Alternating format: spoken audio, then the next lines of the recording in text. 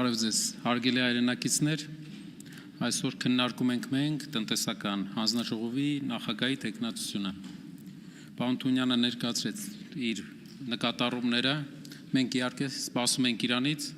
ավելի պրոակտիվ, ավելի ապագային միտված, տեսլականը ներկայացնելուն միտված ծրագիր։ Սակայն ստացանք ուղղակի շատ մակերեսային մի քանի պնդում։ Չնայած դրան տնտեսական հանձնաժողովը կարևոր շատ հանձնաժողով է, որտեղ այդ հանձնաժողովով մենք տեսնում, որ մենք հաղթելու ենք աղքատությունը մեր երկրում։ Մեր երկրում աղքատությունը 600,000 մարդու դրանն է կանգնած։ Մեր երկրում վերջի 8 տարվա ընթացքում աղքատությունը վերջի ցուցանիշներով մինչև 24 թիվը իջել էր ընդամենը 2-3%, երբ որ երկիրը վերցրել էր 7-ից 8 միլիարդ դոլարի նոր վարկ։ Շատերը կասեն, որ դիտարկեք ՀՆԱ, այսինքն երկրի ընդհանուր հարստության հետ համեմատությունը։ Սիրելի հայրենակիցներ, չգիտեմ, տնտեսագետները պետք է ձեզ ներկայացրած լինեն։ Մեր հայրենակիցները, ովքեր մեզ լսում են, ես կներկայացնեմ իրենց։ Տեսեք ինչ իրավիճակ է Հայաստանում։ Ուրեմն վերջի տարիների ընթացքում Հայաստանում ՀՆԱ աճը կազմել է 5 տրիլիոն դրամ։ Մեծ թիվա։ Իսկ գիտեք ինչից է կազմված ՀՆԱ աճը։ Եկեք նայենք, թե ՀՆԱ աճի մեջ ինչքան տոկոս ազդեցություն ունի ինչը պետական պարտքը։ Պետական պարտքը ՀՆԱ աճի մեջ 5 միլիարդից, 5 տրիլիոնից 2.5 տրիլիոնը պետական պարտքն է։ Այսինքն մենք ինչքան որ աճել ենք, դրա կեսը պետական պարտքն է։ Կասեք, բայց մյուս կեսն էլ ենք աճել, չէ՞։ Իսկ գիտեք մյուս կեսը ինչն է։ Ցավոք, եթե նայեք վարկերի թիվը մեր հանրապետության քաղաքացիների 2.5 տրիլիոն էլ վարկերի աճն է։ Այսինքն, եթե սպառողական վարկերը 18 թվականին 700 միլիարդ էին, հիմա 1.8 տրիլիոն վարկ կա կախած մեր ժողովրդի վրա։ Եթե հիպոթեկայինի գծով 8 անգամ ավել։ Մոտավորապես ամբողջ տնտեսական աճը, չգիտեմ, մեր հայրենակիցներին մեկը սա ներկայացրել է, թե չէ, 5 տրիլիոնից ժողովուրդ, 2.5 տրիլիոնը ժողովրդի վերցրած վարկերն է, 2.4 տրիլիոնի կարգի պետության վերցրած վարկերն է, որակական փոփոխություն մեր տնտեսության մեջ ցավոք չկա, գյուղատնտեսության մեջ, գիտեք ինչ ցուցանիշ է այս տարի գյուղատնտեսության մեջ, գյուղացիները օրինակ, որ մեզ նայում են, ձեր կարծիքով կես տարում ինչքան է գյուղատնտեսության աճը եղել Հայաստանում։ 2026 թվականին կես տարում գյուղատնտեսությունը ըստ օֆիցիալ վիճակագրական տվյալների անկում է գրանցել։ 1.4 միլիարդ դոլար վարկ ենք վերցնում, 1.4 միլիարդ դոլար, բայց գյուղացին աղքատանում է։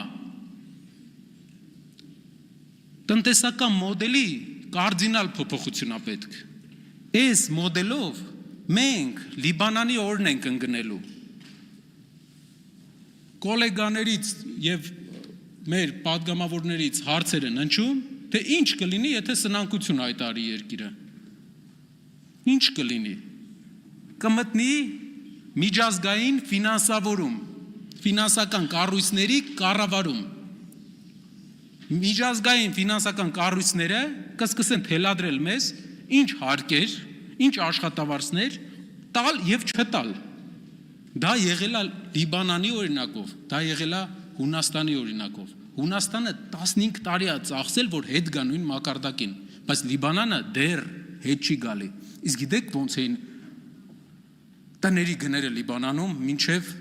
ճգնաժամը։ Հայաստանից անգամներով շատ։ Փողերը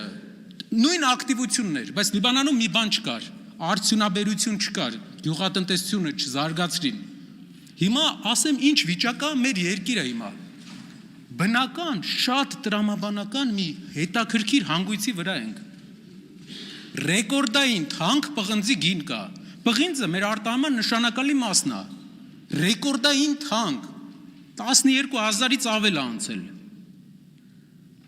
Ռեկորդային շատ հոսք կա այլ երկրից բազում անգամ ասինք, որը տնտեսությանը սնուցում է, պրոտեին ենք տալի տնտեսությանը։ Միևնույն ժամանակ պետական պարտքը, տեսեք, համ պղնձի գինն է շատ, համ ռուս-ուկրաինական պատերազմից գումարներն են շատ գալի, երկուսն է ժամանակավոր, համ էլ 1,4 միլիարդ պարտք ենք վերցնում այս տարի։ Ժողովուրդ, ես գիտեմ, մեր լրագրողները կարող ասեն, ինչու չեք խոսում ինչ որ անձնական հակադրություններից, մարդկանց խոսույթներից։ Ստեղ հլնայեք ինչի մասին ենք մենք հասել։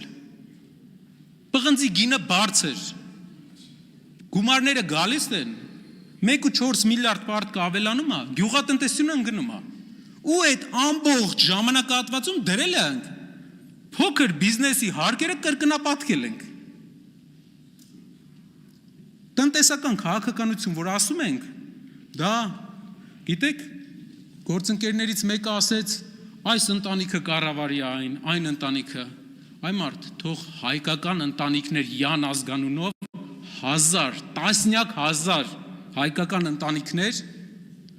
ուժեղանան տնտեսապես։ Ես ուրախ եմ յուրաքանչյուրի տնտեսական հաջողությամբ։ Ինչպես կարելի է տխրել, երբ որ տեսնես յան ազգանունով մարդ տնտեսական հաջողություն է ունեցել, այն էլ եթե համեմատում ես, որ իր տեղը օղլու ազգանունով մարդ կարող էր ունենալ, ով ազգանունով մարդ, իձե, զադե, մեր ազգի հարստությունը, մեր երկրի հարստությունը, էդի իչքան հնարավոր շատ տնտեսական միավորների, գործարարների հարստություններն է, իչքան շատ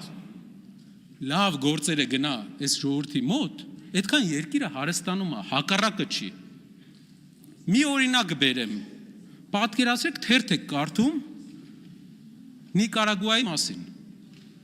Ուրեմն այնտեղ մի հատ հետաքրքիր բան է տեղի ունենում, այնտեղ